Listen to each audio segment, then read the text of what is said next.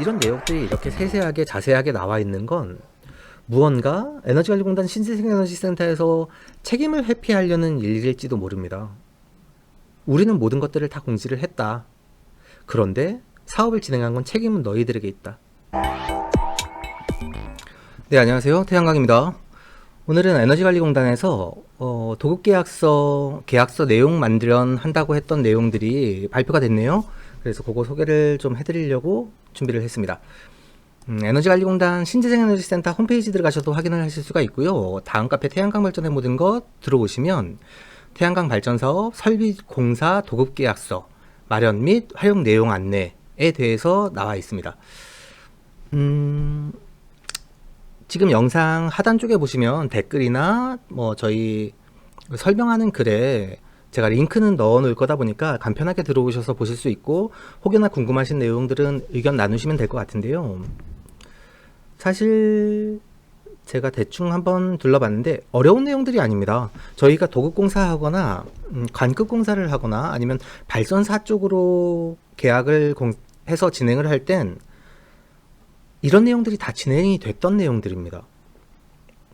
여기에 추가 특약사항들이 더 많이 붙을 수도 있는 거죠. 그런데 민간에서 진행하시는 것들은 항상 여지가 좀 있었던 것 같거든요.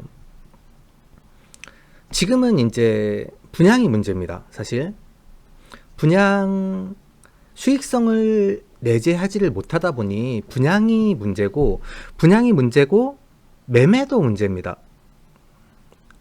분양이나 매매 건들에 대해서 사기에 가까운, 이게 표현드리기가 되게 어렵습니다. 이 물건의 적정 가격은 사실 사는 사람과 파는 사람이 결정을 하여서 거래가 되어야 되는 거지 않습니까? 그런데 이 물건의 가격이 부풀려졌다면, 제가 솔라트레이드라고 매매 업체를 하다 보니 사실 고객님들하고 그런 얘기들을 나눌 때가 좀 있습니다. 적정 가격이라는 게 과연 무엇입니까? 라고 얘기했을 때 제가 가장 많이 드리는 부분은 사는 사람도 파는 사람도 손해보지 않고 사는 사람도 적정 수준의 이익을 볼 수 있는 게 제가 생각하는 적정 가격입니다 라고 얘기를 드리거든요. 그런데 지금 분양 물건들, 매매 물건들 나오는 것들 보면 사실 불안한 것들이 많이 있습니다. 내가 가진 건 무조건 내 게 아닌 것 다 문제야 라고 말씀드리고 싶지는 않은데, 매매 물건이 나와서 현장에 돌아다니는 것들을 거의 저희가 가본 데들이 많습니다. 저희를 믿고 기다려서 매입을 하신다는 분들이 워낙 많다 보니 괜찮은 물건이 있으면 우리가 살게 하시는 분들이 정말 많거든요. 근데 공사가 정말 말도 안 되게 되어 있는 것들도 많고, 수익성이 너무 말도 안 되게 부풀려 있는 것도 많고, 그런 것들을 너도 나도 돈이 된다는 이유로 사는 사람이 어떤 손해를 보는지는 상관없이 그냥 판매를 하려고 하는 것들이죠. 한 번 거짓말하는 사람은 반드시 다시 거짓말을 하고 부끄러운 걸 모릅니다. 그러니 계속 거짓말을 그냥 해나가는 거고, 그 주변에 있는 사람도 같이 협력해서 사기를 치고 거짓말을 해가는 거겠죠. 도급계약서 마련안이 공표가 되었다 보니 지금부터 공사계약을 하시는 분들은 전부 다 참고를 하시는 게 좋습니다. 제가 봤더니 일반 업체에서는 사실 이 정도로 계약서를 쓰는 데들이 많지 않았을 겁니다. 저희도 관급공사를 할 땐 이 정도 계약서를, 이 이상의 계약서를 사용을 하는데, 민간 계약을 할 땐 웬만큼 규모가 있는 업체들이 아니면 이 정도 계약서를 만들지 않았었을 것 같습니다. 그런데 내용도 상당히 잘 만들었습니다. 이게 미리 준비가 됐었다면 정말 좋지 않았을까 하는 내용들이 다 들어와 있더라고요. 에너지관리공단에서도 도급계약서 확인하실 수가 있고, 지금 파일이 한글 파일로 들어와 있다 보니까 누구나 그냥 가볍게 내려받아서 수정하실 수가 있습니다. 그러다 보니 조금 더 유용하게 사용하실 수 있을 것 같고, 민간인 분들이 태양광을 많이 접해보지 않으신 분들도 조금 더 쉽게 적용을 하실 수 있는 내용들일 것 같습니다. 게다가 도급계약서뿐만이 아니라 체크리스트도 같이 들어와 있고요. 도급계약서 주요 해설사항도 들어와 있고, 도급계약서 참고자료까지 들어와 있다 보니까 추진 절차가 다 나와 있다 보니 사실 제가 영상으로 계속 만들어 드려서 설명을 드린 자료들을 간단하게 자료로서 만들어낸 부분들은 충분하지 않나? 라고 생각이 될 정도로 도급계약서를 이렇게 한 장짜리 가지고 공사계약한 업체들이 정말 많았습니다. 그러다 보니 뒤에 세부적으로 들어가야 될 내용들이 하나도 못 들어가는 거죠. 그런데 지금은 도급계약서 메인 페이지가 나오고 그 아래쪽으로 계약 일반 조건들, 그 계약 일반 조건에는 반드시 들어가야 할 내용들, 공사감독 내용들, 제가 필요하다라고 말씀드렸던 부분, 공정계획표나 뭐 공사 예정표나 이런 것들을 어떻게 받아야 되는지, 어떻게 첨부해야 되는지들이 세세하게 조금 명시가 많이 되어 있습니다. 그러다 보니 이 계약서를 제대로 읽어보시고 이 계약서에 맞는 공사계약을 하시면 될 것 같고요. 또 하나, 계약서가 준비가 되어 있다고 해서 이대로만 하실 게 아니라 일부 업체들의 아마 계약서가 나오면 이렇게 얘기하는 업체들이 있을 겁니다. 이 계약서로 하면 공사금액이 올라갑니다. 저희처럼 간단하게 하면 원가를 내리다 보면 이 계약서로 진행을 할 수가 없습니다. 라는 데들이 반드시 생길 겁니다. 그렇게 하지 마시고 이 계약서로 하면서도 저렴하게 할 수 있는 업체들이 많이 있다 보니 이 계약서로 진행을 하시면, 그리고 이 계약서를 참고하여서 업무 일정들이나 추진 내역들을 검토해 보시는 게 맞을 것 같습니다.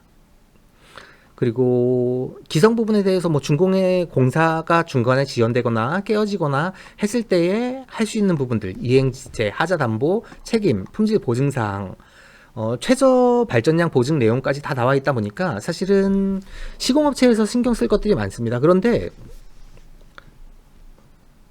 잘하는 업체들은 이 정도는 도의적으로 다 신경을 썼던 문제들일 겁니다.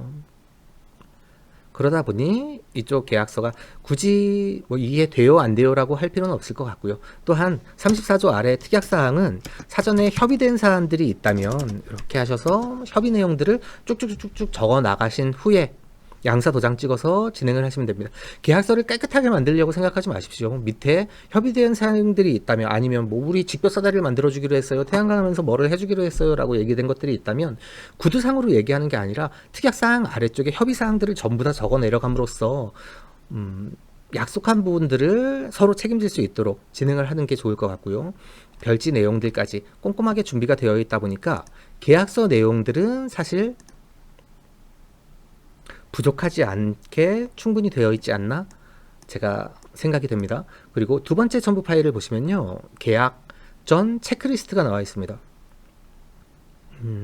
이렇게 깔끔하게 제가 도표로 정리를 못하고 계속 누누이 말씀을 드렸던 부분들, 그 부분들을 깔끔하게 정리를 해놨는데요, 이 부분만 체크를 하시더라도 사실은 벗어날 수 있는 부분들이 되게 많습니다. 여기에서 이해를 못하시는 해설 내용까지 다 나와 있지만 그럼에도 불구하고 이해가 안 되시는 부분들은 저희 유튜브 아래나 아니면 카페로 들어오셔서 질의를 하시면 질의응답을 하시는 부분이 필요할 것 같고요.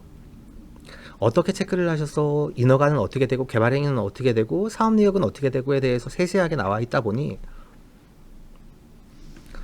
모두가 쉽고 편하게 빠르게 가려고 한다라는 걸 알고 있습니다. 그런데 투자가 하는 부분은 공부한 만큼 아는 만큼 보이는 게 맞습니다. 물론 운이 좋아서 정말 원활하게 이런 복잡한 과정을 거치지 않고도 잘할 수 있는 부분들이 있겠죠. 그런데 그렇지 않은 경우들도 워낙에 많다 보니 복잡하더라도 세세하게 따지고 넘어가는 것들이 맞을 것 같습니다. 그래서 체크리스트까지 일단 확인을 하시고요. 세 번째 파일로 들어가면 첨부 파일 세 번째는 도급계약서에 나와 있는 내용들이 어떻게 해석을 해야 되는지, 이런 것들이 왜 필요한지에 대해서 조금 자세히 설명을 적어 놨더라고요. 그래서 이번에 에너지관리공단에서 신경을 많이 썼구나, 고생을 많이 해서 준비를 제대로 했구나 라는 생각이 들 정도로 세세한 내용들까지 같이 정리가 되어 있다 보니 4개의 파일을 처음부터 읽어보시는 건 사실 30분만 읽어보셔도 충분히 읽어보실 수 있을 겁니다. 다만 그 내용의 세부 내역들이나 이 필요 부분에 대해서 이해 못하고 인지 못하시는 부분들이 있으시다면 그런 것들은 충분히 찾아보실 수 있는 부분들이다 보니까 어렵지 않게 공유해서 찾아보실 수 있을 것 같고요. 네 번째 파일로는 사업 추진 절차가 나와 있습니다. 사업 추진 절차, 우리가 공정 계획이나 사업 내역들, 업무 진행 내역들을 꼭 반드시 따져보시라고 하는 부분들은 이런 절차들을 리뷰를 해놓고 어디에서 문제가 발생을 했는지, 지금 개발행위 진행 중인데 걱정 마세요, 저희가 다 알아서 풀 거예요 라고 얘기를 하는 말만 믿으실 게 아니라, 그게 어디에서, 지자체에서 진행을 하고 있는지, 도에서 진행을 하고 있는지, 에너지관리공단에서 하고 있는지, 어떤 부분에 문제가 있어서 어떻게 문제가 되는지를 알아야 하나하나 풀어갈 수 있는 부분들이 있습니다. 사실 태양광 발전 사업이 아주 원활하게 심플하게 그냥 지나가는 경우들은 그렇게 많지 않습니다. 인허가에서 걸리고 개통에서 걸리고 여러 가지 문제점들을 해결하면서 넘어가는 과정들이 필요한데, 그걸 사업자가 시공업체와 긴밀한 협조 속에서 원활하게 풀어갈 수 있는 과정들이 있으면 조금 더 좋을 거라고 생각이 됩니다. 지금 추진 내역들은 당연히 우리 사업이 어떻게 진행될 건지 이 추진 내역을 가지고 공정계획표를 짜면 되겠죠. 그렇게 해서 업체들한테 제출받아야 되는 서류들, 계약 이후에 도면이라든가 업무 플로어라든가 아니면 기자재 내역서라든가 관련된 내용들을 충분히 받아보실 수 있는 부분들, 챙겨봐야 되는 부분이 어떤 게 있는지, 관련 인허가가 들어간다면 인허가에 들어가는 서류들이 어떤 게 들어가 있는지, 이 서류들이 전부 다 준공개 차후에 첨부가 되어야 되는 서류들입니다. 내 도장을 찍고 내가 인허가를 진행하는데 어떠한 과정들이 필요한지 여기에도 나와 있는데요. 아까 얼핏 보았던 내용들에 시공업체는 발전 사업자를 도와서 지자체 관청에 인허가를 받도록 도와줘야 한다라고 명시가 되어 있습니다.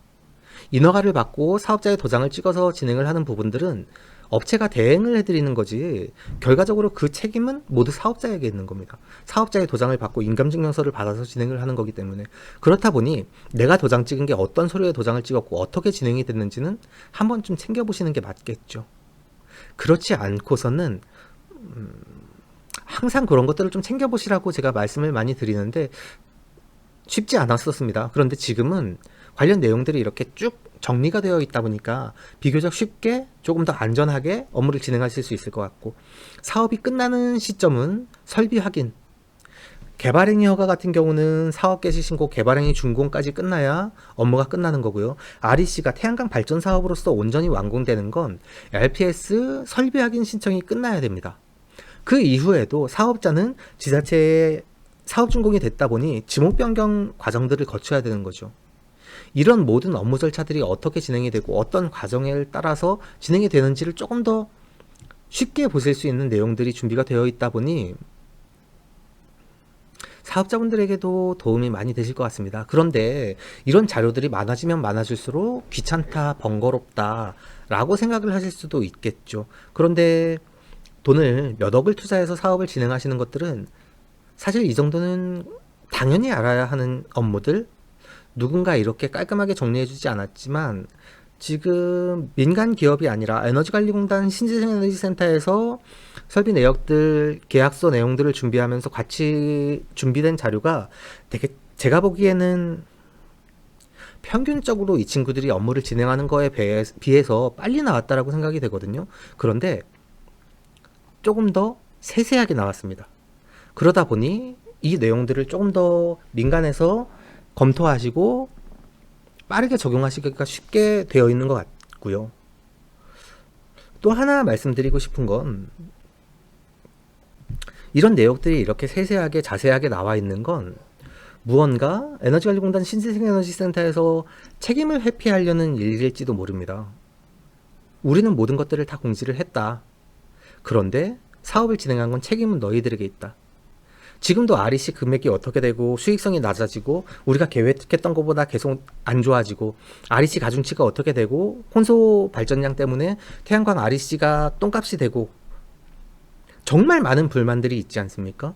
그리고 그렇게 많은 불만이 있음에도 불구하고 신규 사업자들은 계속 늘어나고 있습니다. 적정한 수익률을 가져갈 수 있다라고 판단이 되기 때문에 사업자들은 늘어나는 거거든요.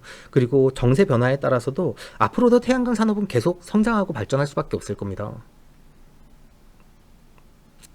그 속에서 모두가 어떻게 보면 책임을 피할 수 있는 방법들을 계속 찾아나가는 겁니다. 물론 이건 사업자들한테 가장 되게 좋은 자료들을 만들어 놓은 겁니다. 그런데 그렇기 때문에 우리 할 일은 다 했다, 그 이후의 문제들은 우리의 책임이 아니다라고 또 얘기할 수 있는 부분이겠죠. 면밀히 따져보셔야 합니다. 그리고 지금은 속으면 안 됩니다. 인터넷에 쳐보면 아직도 말도 안 되는 수익성을 제시하고 말도 안 되는 발전소들을 말도 안 되는 가격으로 판매를 하려고 합니다. 제가 현장에 가보고 딱 차에서 내리자마자 이 발전소는 제가 할 수가 없어요. 손을 댈 수가 없고요.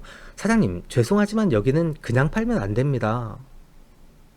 발전량도 너무나 안 나올 수밖에 없고, 구조물도 너무나 공사가 잘못됐고, 시공도 잘못됐고, 장기거래 계약도 되어 있지 않다 보니 수익성을 장담할 수 없어서 아무리 이 정도 금액에도 판매를 할 수가 없습니다라고 얘기하는 것들도 아직도 우량한 발전소라고 얘기를 하면서 판매가 되고 있습니다.